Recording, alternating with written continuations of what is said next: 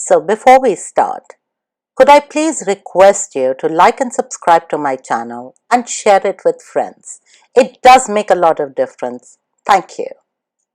We in India are all familiar with the word bhakti.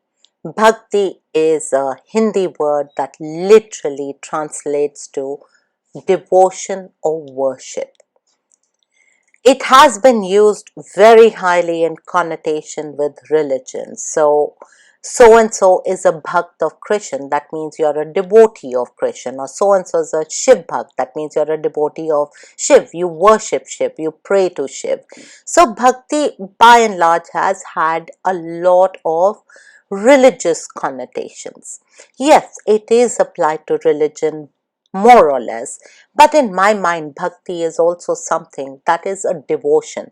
When a parent brings up a child, it is bhakti, it is devotion to that child, unconditional devotion to that child, that makes you go out on a limb to look after the child, feed it, protect it, bring it up, educate it, whatever it is. Bhakti to me is something that is way wider in connotations than just religion. It is about worship, it is about devotion, it is about, you can be devoted to something that is not God. You can be so devoted to your children, you can be devoted to your work, you can be devoted to your parents. That is also a form of bhakti. In Hindu tradition, there is a book called the Srimad Bhagavad Gita, written by Ved Vyas. This book was written by him so that he could capture the essence of the four Vedas and bring it to the common public, written in a very easy language, very easy to understand, and written story form, so that it could reach the masses, because the normal Vedas are very difficult to understand. They are tough going, and especially in the 13th century, 14th century, where education was not common everywhere, reading was not common. The Vedas were way out of the league of a lot of people. So he formed this book called the Srimad Bhagavad Gita, which carried the essence of the Vedas, the knowledge of the Vedas, but in a very easy to understand form. In that book, he literally described bhakti to be of four forms. There was the Sattvic bhakti, where a person prays or meditates with the aim of getting moksha. Moksha is freedom from the cycle of life and death. In India and Hindus, and in a lot of cultures otherwise also, people do believe that there is a cycle of life and death is not a finality, it is only the beginning, because then you go to your next cycle, next life, and so on and so forth. One of the biggest things in Hindu culture is to get freedom from the cycle of life and death, so that you can go merge back with the Maker and become one with the Maker. So you have the Sattvic Bhakti, where you sit and you pray or meditate with the aim to get moksha. Then you have the Rajasic Bhakti, which is when you pray or meditate to gain wealth, a better house, a better car, more material comforts, more money, more jewelry. Basically, it is prayer or meditation done towards harnessing material wealth and physical comforts. Then you have the Tamasic Bhakti or the Tamsi Bhakti, which is where you meditate to gather power over your fellow beings, power over your colleagues, basically to gather power, which in turn will give you control over everybody else. And the last bhakti he dictated was the Navda Bhakti, which is prayer or meditation, which is done with no desire. No desire for material wealth or comfort, no desire for power or control, no desire even for moksha.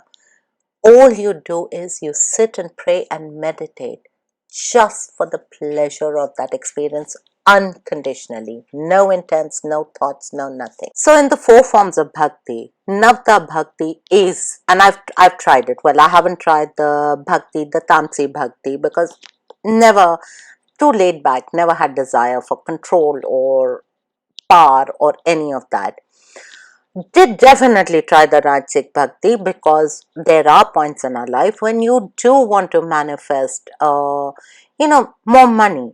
We were at a situation, no money, and yes, I did work to manifest more money, and it did work to manifest a better house, a better education for the kids, all of that. On the material plane, tried all of it, worked beautifully. The Sattvic Bhakti for moksha, I can't tell you whether that worked or not, because I'm still alive. I will only know when I die whether that worked or not. But the Navta Bhakti, I can definitely tell you. Tried it. It is an incredible experience. It's an experience the kind you cannot imagine. It just throws you into infinite. It throws you into nothingness. It connects you the way it connects you with a universe or a dimension that you weren't even aware existed. Yes, having said that, the first time I went into it, I was thrown into silence, which spooked the hell out of me. It spooked me to the extent that I think I was able to sustain that level for maybe 20 seconds, and I snapped right out of it. Took time, took patience, took effort to get back into it. And then the more I did, the more it worked. And it was and still is, such an incredible experience. To explain a little more about Navta Bhakti, it's a little like the unconditional love a parent has for a child, or is supposed to have for a child. That absolute unconditionality where you love that child, feed the child, bathe the child, dress the child, educate the child, do everything with no thought of returns. All you're doing is for the benefit of that child, that absolute unconditionality that you have for your child. That unconditionality is something that can only happen with like a Navta Bhakti, because that is where there is no desire for a return. You're not looking for achieving something. You're not working towards a goal. You're not working towards a target. You're just unconditionally, with a lot of love, connecting with the universe, where the core of that universe is love. And when the core connects with the core, it is an experience. Try out these different forms of meditation. I know a lot of us are getting into meditation more and more and more. Some of it is brought on by the current situation of COVID. There's a restlessness. It's a surreal situation. None of us are used to it. And a lot more people have moved towards meditation. It's another fact that I do genuinely believe that we are at the end of Kali Yuga and we are entering Satyug. So automatically people are going to move more and more towards brain developing practices, of which meditation is the foremost. And that is why I think that wave of people moving towards a holistic lifestyle, moving more towards spirituality, is increasing. Not talking of religion, I'm talking of holistic and spiritual lifestyles. Meditation serves a purpose. It definitely de-stresses you. I have talked of all the benefits of meditation and quick and easy triggers to meditation in earlier videos. You could go to my channel and check out those videos. So I'm not going to go into the benefits of meditation or why meditation. All I've given you is 4 different forms of meditation as spoken by our ancients, who had the knowledge which we cannot even fathom the depth of their knowledge.